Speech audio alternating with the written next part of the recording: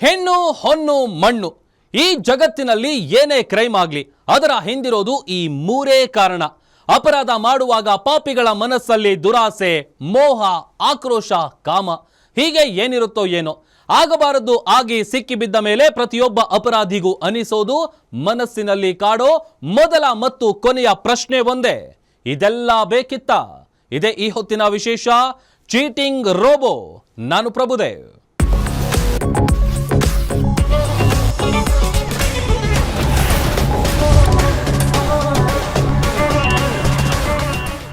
ಮೋಸ ಹೋಗೋರು ಇರೋವರೆಗೆ ಮೋಸ ಮಾಡೋರು ಇದ್ದೇ ಇರ್ತಾರೆ. ಹಣ ಅಂದ್ರೆ ಹೆಣವು ಬಾಯ್ ಬಿಡೋ ಕಾಲ ಇದು. ಅಂಥದ್ರಲ್ಲಿ ನಿಮ್ಮ ದುಡ್ಡು 6 ತಿಂಗಳಲ್ಲಿ ಡಬಲ್ ಆಗುತ್ತೆ ಅಂದ್ರೆ ಸುಮ್ಮನೆ ಇರ್ತೀರಾ? ಈ ಮನಿ ಡಬ್ಲಿಂಗ್ ದಂಧೆ ಹೊಸದೇನೂ ಅಲ್ಲ. ಆದರೆ ಈ ಗ್ಯಾಂಗ್ ಇದಕ್ಕೆ AI ಟಚ್ ನೀಡಿದೆ. ಇವರ ಬಣ್ಣದ ಮಾತುಗಳನ್ನ ನಂಬಿದ ಜನರಿಗೆ ಇವರು ಸರಿಯಾಗಿ ಉಂಡೆನಾಮ ತಿಕ್ಕಿದ್ದಾರೆ. ಅದರ ಕಂಪ್ಲೀಟ್ ಡೀಟೇಲ್ಸ್ ಇಲ್ಲಿದೆ. ನಮಸ್ಕಾರ ಎಲ್ರಿಗೂ, ನಾನು ಮಧು ಮಾತಾಡ್ತಾ ಇದ್ದೀನಿ. ಇವತ್ತು ತುಂಬಾ ಖುಷಿ ಆಗ್ತಾ ಇದೆ, ಯಾಕಂದ್ರೆ ಡೈಮಂಡ್ ಎಕ್ಸಿಕ್ಯೂಟಿವ್ ನ ಕಂಪ್ಲೀಟ್ ಮಾಡ್ಕೊಂಡಿನಿ. ಅದರಲ್ಲೂ ಇನ್ನೊಂದು ತುಂಬಾ ಖುಷಿ ವಿಚಾರ ಏನಂದ್ರೆ ಅದು ನಮ್ಮ ಆಫೀಸಲ್ಲಿ, ದುಬೈ ಆಫೀಸಲ್ಲಿ, ಅದು ಕಾಮತ್ ಸರ್ ಮುಂದೆ, ಅವ್ರ ಮುಂದೆ ಡೈಮಂಡ್ ಎಕ್ಸಿಕ್ಯೂಟಿವ್ ನ ಕಂಪ್ಲೀಟ್ ಮಾಡ್ಕೊಂಡಿದೀನಿ. ಅದು ತುಂಬಾ ಖುಷಿ ಆಗ್ತಾ ಇದೆ. ನಾನು ಈ ಪೊಸಿಷನ್ ಅಲ್ಲಿ ಇದೀನಿ ಅಂತಂದ್ರೆ ಇದಕ್ಕೆ ಕಾರಣ ಆದಂತ ಈ ಕಂಪ್ನಿನ ಕ್ರಿಯೇಟ್ ಮಾಡಿರೋಂತ ಗ್ರೇಟ್, ನನಗೆ ಸಪೋರ್ಟ್ ಮಾಡ್ತಿರೋಂತ ಪ್ರತಿಯೊಂದು ಹೆಜ್ಜೆಗೂ ಇವ್ರನ್ನ ಕ್ರಿಯೇಟರ್ ಅಂತ ಹೇಳೋದಕ್ಕಿಂತ ನನಗೆ ಬ್ರದರ್ ಅಂತ ಹೇಳ್ಬೋದು. ನನ್ನ ಜೊತೆಗೆ ನಿಂತ್ಕೊಂಡು ನನ್ನ ಒಟ್ಟಿಗೆ ಇದ್ದು ನನ್ನ ಸಕ್ಸಸ್ಸಿಗೆ ಸಪೋರ್ಟ್ ಮಾಡಿರೋಂತ ಗ್ರೇಟ್ ಕ್ರಿಯೇಟರ್ ರಾಜೇಶ್ ಕಾಮತ್ ಸರ್ಗೆ ನನ್ನ ಧನ್ಯವಾದಗಳನ್ನ ಹೇಳ್ತಾ, ಹಾಗೆ ನನಗೆ ಈ ಅವಕಾಶನ ಕೊಟ್ಟಿರೋಂತ ಗ್ರೇಟ್ ನಾಗೇಶಪ್ಪ ಸರ್ ಅವರಿಗೆ ಥ್ಯಾಂಕ್ಸ್ ಹೇಳ್ತಾ, ಜೊತೆಗೆ ನನ್ನ ಒಬ್ಬರಿಂದನೇ ಈ ಅಚೀವ್ಮೆಂಟ್ ಆಗಿಲ್ಲ, ನನ್ನ ಎಲ್ಲಾ ಬಿಸ್ನೆಸ್ ಪಾರ್ಟ್ನರ್ಗೂ ಕೂಡ ಧನ್ಯವಾದ ಹೇಳ್ತಾ, ಪ್ರತಿಯೊಬ್ಬರು ಕೂಡ ಅಚೀವ್ಮೆಂಟ್ ಮಾಡ್ಕೊಳ್ಳಿ. ನಿಮ್ಮ ಅಚೀವ್ಮೆಂಟ್ ಏನ್ ಬೇಕೋ ನಾನು ಸಪೋರ್ಟಿಂಗ್ ಇರ್ತೀನಿ, ಜೊತೆಗೆ ಇದ್ಕೊಂಡು ಜೊತೆಗೆ ಬೆಳೆಯೋಣ. Thank you so much. ನೋಡಿದ್ರಲ್ವಾ, ಕೇಳಿಸ್ಕೊಂಡ್ರಲ್ವಾ ಈ ಮಧು ಅನ್ನೋನ ಬಣ್ಣ ಬಣ್ಣದ ಮಾತುಗಳನ್ನ. ನಮ್ಮ ಕಂಪನಿಯಲ್ಲಿ ಡೈಮಂಡ್ ಎಕ್ಸಿಕ್ಯೂಟಿವ್ ಅವಾರ್ಡ್ ತಗೊಂಡಿದ್ದೀನಿ, ಇದಕ್ಕೆಲ್ಲ ಕಾರಣ ರಾಜೇಶ್ ಕಾಮತ್ ಮತ್ತು ನಾಗೇಶಪ್ಪ ಅಂತ ಡೈಲಾಗ್ ಮೇಲೆ ಡೈಲಾಗ್ ಹೊಡಿತಿದ್ದಾನೆ. ಅಲ್ದೆ ಯಾವುದೋ ಕಿತ್ತೋಗಿರೋ ಹಳೇ ಫೋಟೋ ಜೊತೆಗೆ ಹೊಸ ಫೋಟೋ ಹಾಕಿ ಹೇಗಿದ್ದೋನು ಹೇಗಾದೆ ನೋಡಿ ಅಂತ ಬಿಲ್ಡಪ್ ಬೇರೆ ಕೊಡ್ತಿದ್ದಾನೆ. ಇವನ ಮಾತುಗಳನ್ನ ಕೇಳಿಸಿಕೊಳ್ತಿದ್ರೆ ಯಾರು ಬೇಕಾದ್ರೂ ಹಣ ಹೂಡಿಕೆ ಮಾಡೋಕೆ ಹಿಂದೆ ಮುಂದೆ ನೋಡೋದೇ ಇಲ್ಲ ಬಿಡಿ.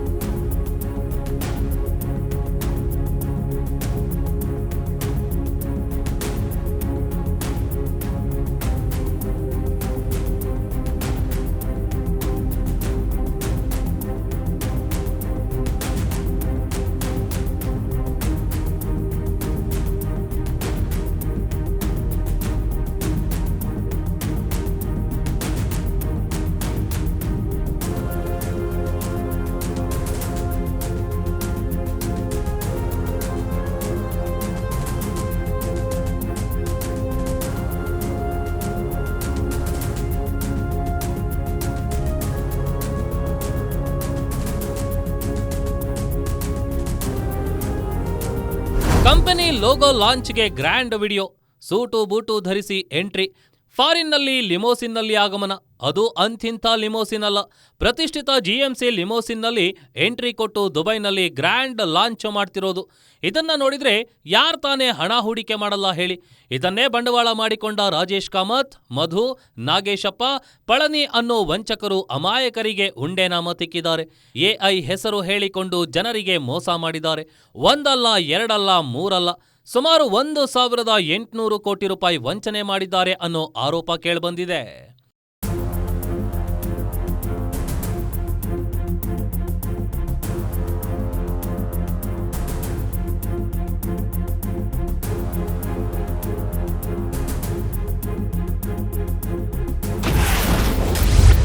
3 ವರ್ಷಗಳಿಂದ ಜನರಿಗೆ ಮಾಡ್ತಿದ್ದಾರೆ ವಂಚನೆ.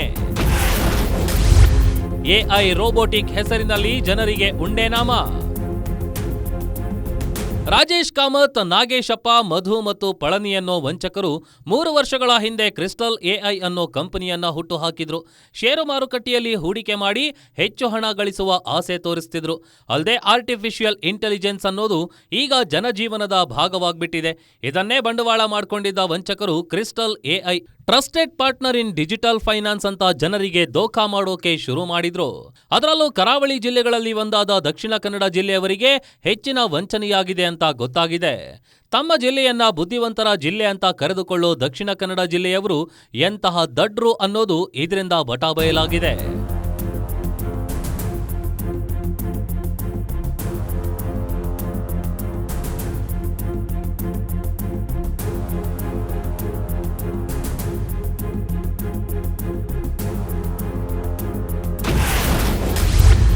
ವಂಚಕರ ವಿರುದ್ಧ ಸಿಸಿಬಿಯಲ್ಲಿ ದಾಖಲಾಗಿತ್ತು ದೂರು.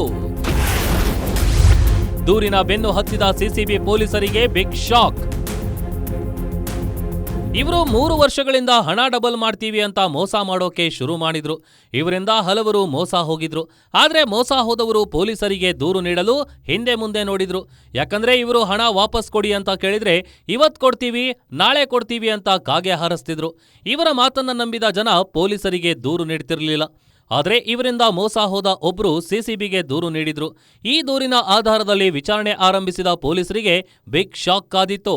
ಯಾಕಂದ್ರೆ ಇದು 100-200 ಕೋಟಿ ರೂಪಾಯಿ ವಂಚನೆಯಲ್ಲ, ಬದಲಿಗೆ 1,000 ಕೋಟಿ ರೂಪಾಯಿಗೂ ಅಧಿಕ ವಂಚನೆ ಅನ್ನೋದು ಬೆಳಕಿಗೆ ಬಂದಿತ್ತು.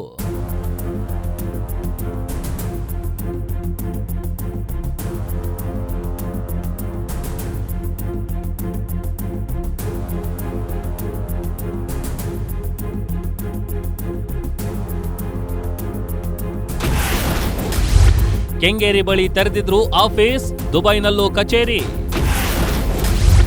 50ಕ್ಕೂ ಹೆಚ್ಚು ಏಜೆಂಟ್ಸ್ ನೇಮಕ, ಪಟಾಯ ಟೂರ್ ಆಸೆ.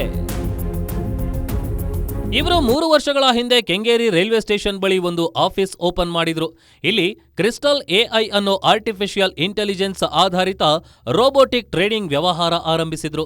ನಿಮ್ಮ ಹಣವನ್ನ ಕೇವಲ 200 ದಿನದಲ್ಲಿ ಡಬಲ್ ಮಾಡ್ತೀವಿ ಅಂತ ಜನರಿಗೆ ಆಸೆ ತೋರಿಸ್ತಿದ್ರು. ಇವರನ್ನ ನಂಬಿದ ಜನ ಹಣ ಹೂಡಿಕೆ ಮಾಡ್ತಿದ್ರು. ಜನರನ್ನ ನಂಬಿಸೋಕೆ ನಾನಾ ಕಸರತ್ತು ಮಾಡ್ತಿದ್ದ ವಂಚಕರು ದುಬೈನಲ್ಲೂ ಕಚೇರಿ ಓಪನ್ ಮಾಡಿದ್ರು. ಜನರನ್ನ ನಂಬಿಸಿ ಹಣ ಹೂಡಿಕೆ ಮಾಡಿಸೋಕೆ ಅಂತ 50ಕ್ಕೂ ಹೆಚ್ಚು ಏಜೆಂಟ್ಗಳನ್ನ ನೇಮಿಸಿದ್ರು. ನಮ್ಮ ಕಂಪನಿಯಲ್ಲಿ ಹೂಡಿಕೆ ಮಾಡಿ ನಿಮ್ಮ ಹಣ ಡಬಲ್ ಮಾಡೋ ಜೊತೆಗೆ ಥಾಯ್ಲೆಂಡ್ನ ಪಟಾಯಾಗೆ ಟೂರ್ ಕಳಿಸ್ತೀವಿ ಅಂತ ಆಸೆ ತೋರಿಸಿ ಜನರಿಗೆ ಉಂಡೆನಾಮ ತಿಕ್ತಿದ್ರು.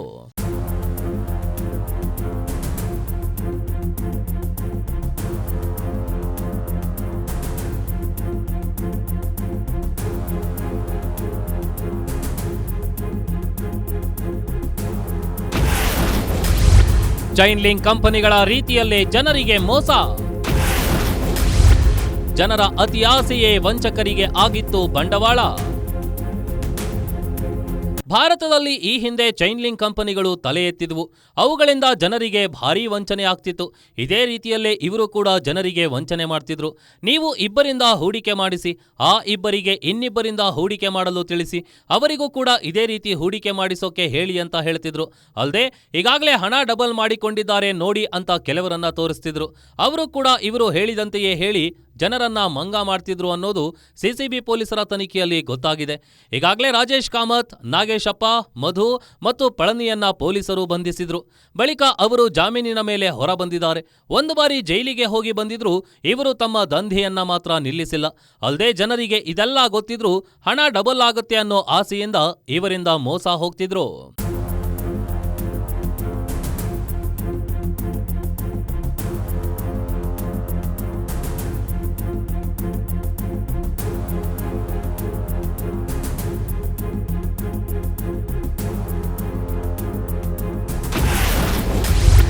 ಸಿಸಿಬಿ ಪೊಲೀಸರ ರೇಡ್ ವೇಳೆ ಸಿಕ್ತ 30 ಲಕ್ಷ ರೂಪಾಯಿ.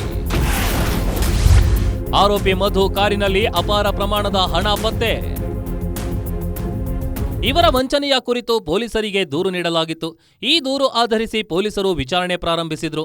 ವಿಚಾರಣೆ ವೇಳೆ ಆರೋಪಿ ಮಧುನನ್ನ ಬಂಧಿಸುವ ವೇಳೆ ಆತನ ಕಾರಿನಲ್ಲಿ ಅಪಾರ ಪ್ರಮಾಣದ ಹಣ ಪತ್ತೆಯಾಗಿತ್ತು ಅಂತ ಗೊತ್ತಾಗಿದೆ. ಪೊಲೀಸರು ದೂರು ದಾಖಲಿಸಿಕೊಂಡು ವಿಚಾರಣೆ ಆರಂಭಿಸಿದ್ರು. ಈ ವೇಳೆ ವಂಚಕರ ಅಸಲಿಯತ್ತು ಬಯಲಾಗಿತ್ತು. ಪೊಲೀಸರು ಆರೋಪಿ ಮಧು ಕಾರಿನ ಮೇಲೆ ರೇಡ್ ಮಾಡಿದ್ರು. ಈ ರೇಡ್ ವೇಳೆ ಮಧು ಕಾರಿನಲ್ಲಿ ಸುಮಾರು 30 ಲಕ್ಷ ರೂಪಾಯಿ ಹಣ ಸಿಕ್ಕಿತ್ತು ಅನ್ನೋ ಮಾಹಿತಿ ಬಯಲಾಗಿದೆ. ಈಗಾಗಲೇ ಪೊಲೀಸರು ವಂಚಕರ ಹೆಡೆಮುರಿ ಕಟ್ಟಿದ್ದಾರೆ. ಇನ್ನು ಮುಂದಾದರೂ ಜನ ಎಚ್ಚರಿಕೆಯಿಂದ ಹೂಡಿಕೆ ಮಾಡಿ ಎಂದು ಪೊಲೀಸರು ಜನರಲ್ಲಿ ಮನವಿ ಮಾಡಿದ್ದಾರೆ.